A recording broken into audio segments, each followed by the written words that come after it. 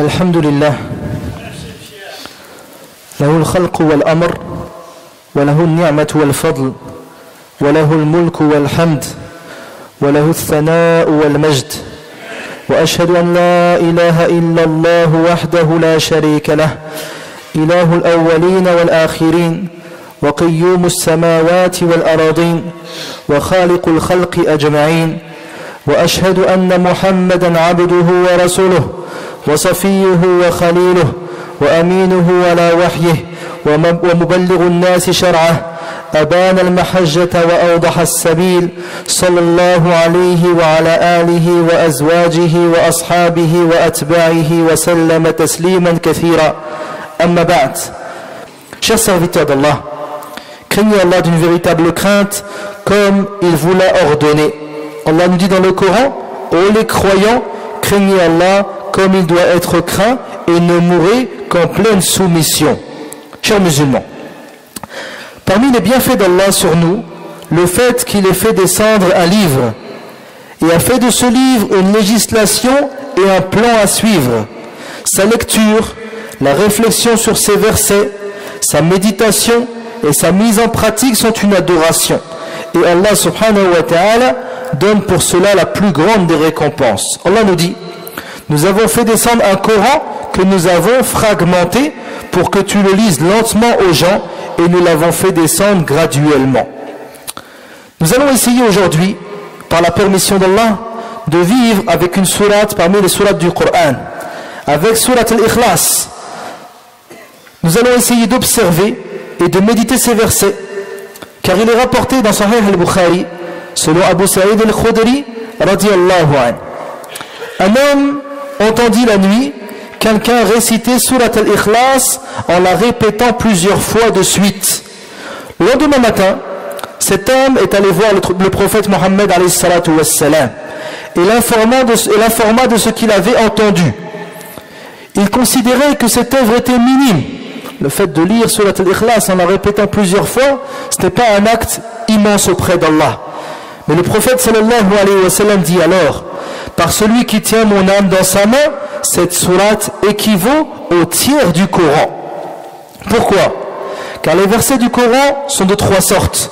Nous avons des versets qui parlent du tawhid, de l'unicité d'Allah subhanahu wa ta'ala, d'autres versets qui sont des récits, al-qasas, et d'autres qui sont de la jurisprudence, de l'ahkam.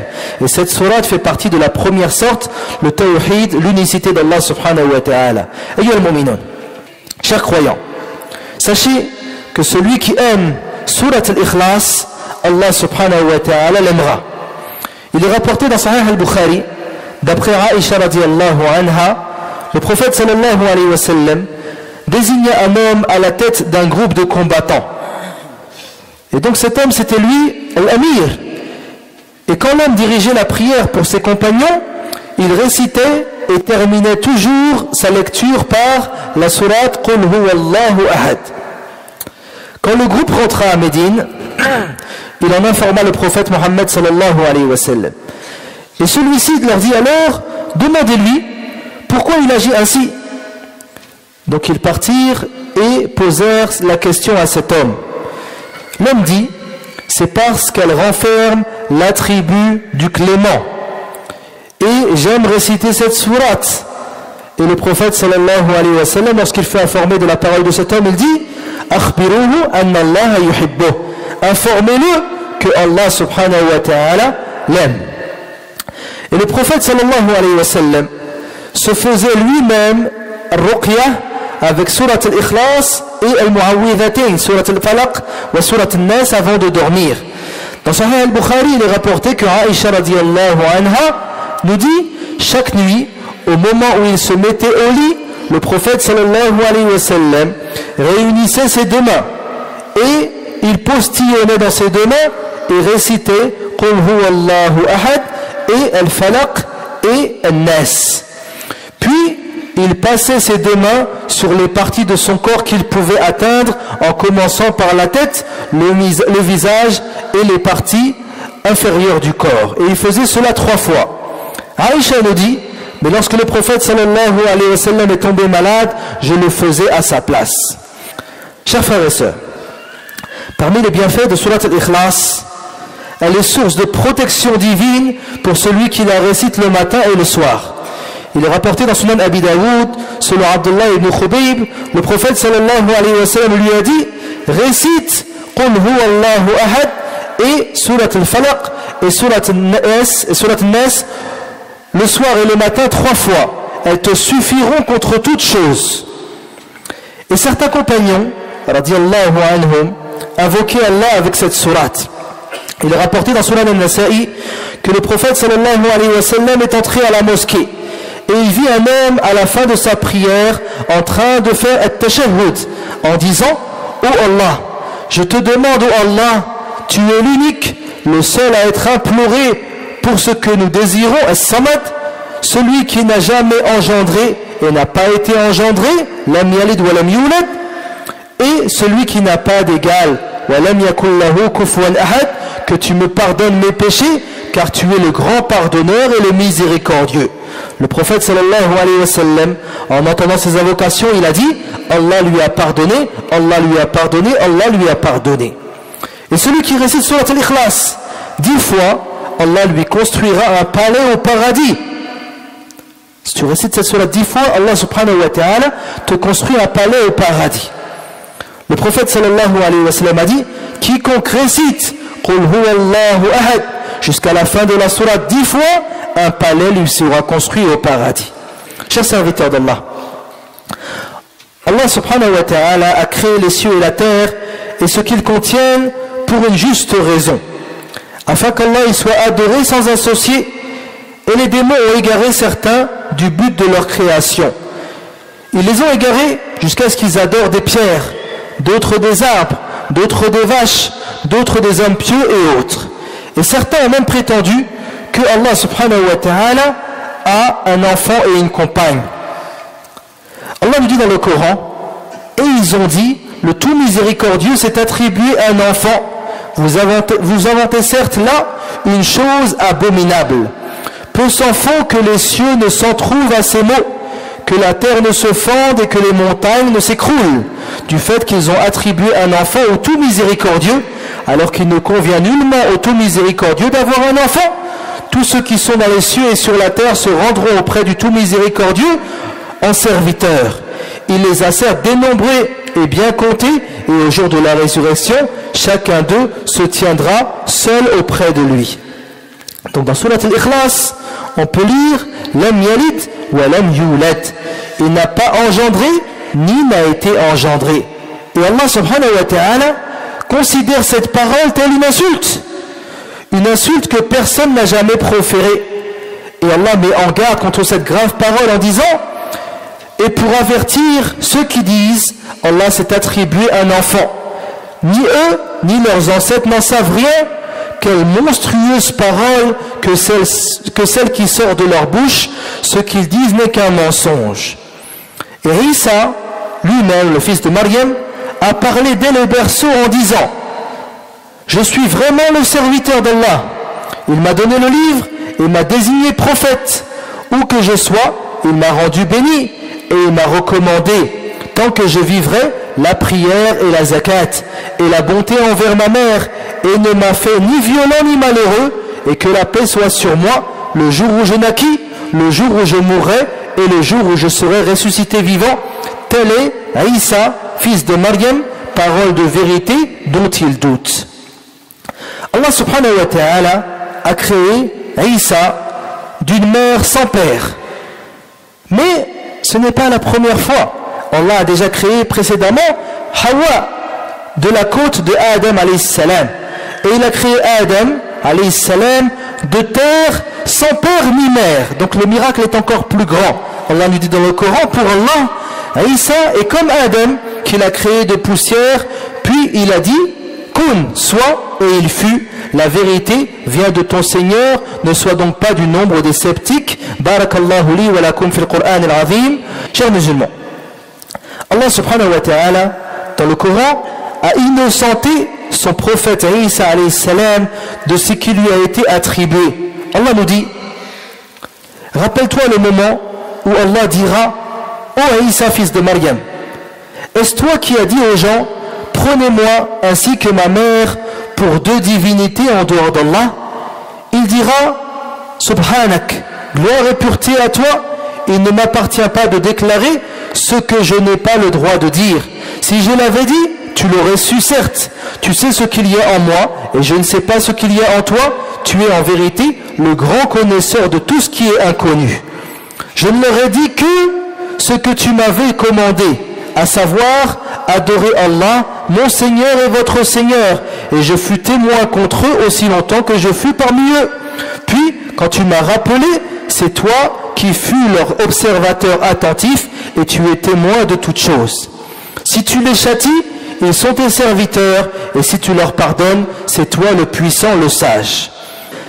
Chers musulmans, la naissance du prophète d'Allah, Isa, fils de Maryam, alayhi salam, est un immense bienfait pour l'humanité et un grand miracle parmi les miracles prophétiques. Isa, alayhi salam, est un prophète et messager d'Allah. Il fait partie des 5 messagers doués de fermeté qu'Allah a choisi entre tous les hommes. Ulul azmi min ar-rusul. Et sa grossesse et sa naissance citées dans le Coran sont une preuve de la puissance divine dans la création. Et la croyance des musulmans est de vénérer tous les prophètes et messagers sans distinction. Les croyants sont comme Allah les a décrits lorsqu'il dit « Le messager a cru en ce qu'on a fait descendre vers lui, venant de son Seigneur et aussi les croyants. Tous ont cru en Allah, en ses anges, en ses livres et en ses messagers en disant « Nous ne faisons aucune distinction entre ces messagers. » La nufarriqu bayna ahadin min rusuli. Il fait partie de l'amour pour les prophètes d'Allah et ses messagers de les suivre dans leurs croyances. Donc tous les prophètes ont la même croyance, ils ont tous appelé au même message qui est l'unicité d'Allah subhanahu wa ta'ala. Et également dans leur comportement, sans exagération ni laxisme, sans outrance ni négligence, sans inventer sur eux des paroles qu'ils n'ont pas dites, sans innover ce qu'ils n'ont pas légiféré. Allah subhanahu wa ta'ala a fait des prophètes des exemples pour l'humanité. Allah nous dit, voilà ceux qu'Allah a guidés, suis donc leur direction. Chers frères et sœurs, parmi les bienfaits d'Allah sur nous, le fait qu'il ait parachevé pour nous notre religion et accompli sur nous ses bienfaits, et il a agréé l'islam comme religion pour nous. Il nous est donc obligatoire d'unifier Allah et de l'adorer comme il nous l'ordonne. Et il nous faut délaisser également ce qu'il a interdit et déteste. Et il faut que nous soyons attachés à notre religion, dans la croyance, dans les rites, dans la guidée, dans la ligne de conduite et le comportement, loin de toute imitation aveugle des autres faisant disparaître et fondre notre identité musulmane. Et il y a dans ce qu'Allah nous a légiféré comme fait une complète suffisance, walhamdulillah. Il y a dans cela tout le bien, toute la bénédiction et toute la force. Aïcha radiallahu anha nous dit que Abu Bakr, son père radiallahu anhuma, entra chez moi alors que j'avais 2 jeunes filles des Ansar qui chantaient des chansons de l'époque de Bouaïr, c'est-à-dire une guerre. Et Abu Bakr se mit en colère en disant « Comment des chants diaboliques dans la demeure du prophète ?» Le prophète sallallahu alayhi wa sallam lui répondit alors, c'était un jour de Eid, un jour de fête. Il dit, oh Abu Bakr, chaque peuple a ses jours de fête et ce jour de fête est le nôtre, rapporté par le Bukhari ou Muslim. Chers musulmans, il est donc interdit aux musulmans de fêter les fêtes des autres que les musulmans, que ce soit des occasions ou des fêtes religieuses. Car le musulman possède une identité propre à lui, qu'il doit préserver. Le musulman possède une identité propre à lui qu'il doit préserver, car sa religion a été fondée sur les plus solides des voies et des bases. Toutes les choses de cette vie doivent être exposées à la religion de notre Seigneur. Ce qui est en concordance, nous le prenons, et ce qui est en désaccord, nous le délaissons, en s'attachant à ce qui est bon pour nous, religieusement et mondainement, et en étant soucieux de protéger notre croyance musulmane et notre identité religieuse. Walhamdulillahi Rabbil Alamin. Nasallallahu ta'ala an yaj'alana min alladhina yastami'una al-qawla fayattabi'una ahsanah. Allahumma ati nufusana taqwaha wa zakkiha anta khayru man zakkaha anta waliyuha wa mawlaha. اللهم إنا نسألك الجنة وما قرب إليها من قول أو عمل، ونعوذ بك من النار وما قرب إليها من قول أو عمل. اللهم أصلح لنا ديننا الذي هو عصمة أمرنا، وأصلح لنا دنيانا التي فيها معاشنا، وأصلح لنا آخرتنا التي إليها معادنا، واجعل الحياة زيادة لنا في كل خير، والموت راحة لنا من كل شر، يا عزيز يا غفار. اللهم اشف مرضانا ومرضى المسلمين، اللهم اشف مرضانا ومرضى المسلمين، اللهم اشف مرضانا ومرضى المسلمين. اللهم رب الناس أذهب البأس، اللهم أنت الشافي لا شفاء إلا شفاؤك، شفاء لا يغادر سقما. اللهم اغفر لموتى المسلمين الذين شهدوا لك بالوحدانية ولنبيك بالرسالة وماتوا على ذلك. اللهم تقبل من الإخوان والأخوات الذين ينفقون ويتصدقون ويجتهدون لأجل هذا المسجد بأموالهم ودعواتهم. اللهم تقبل منهم، اللهم تقبل منهم واجعل ذلك حسنات مضاعفة في ميزان حسناتهم يوم القيامة. اللهم انصر إخواننا المستضعفين، اللهم انصر إخواننا المستضعفين، اللهم انصر إخواننا المستضعفين في كل مكان يا رب العالمين. اللهم انصر إخواننا في سوريا وفي بورما وفي اليمن وفي أفغانستان وفي كل مكان يا رب العالمين. اللهم احقن دماءهم، اللهم احقن دماءهم، اللهم احقن دماءهم، اللهم احفظ أعراضهم وأموالهم يا رب العالمين. ربنا آتنا في الدنيا حسنة وفي الآخرة حسنة وقنا عذاب النار. اللهم صل وسلم وبارك على عبدك ورسولك محمد وعلى آله وصحبه أجمعين، وآخر دعوانا أن الحمد لله رب العالمين.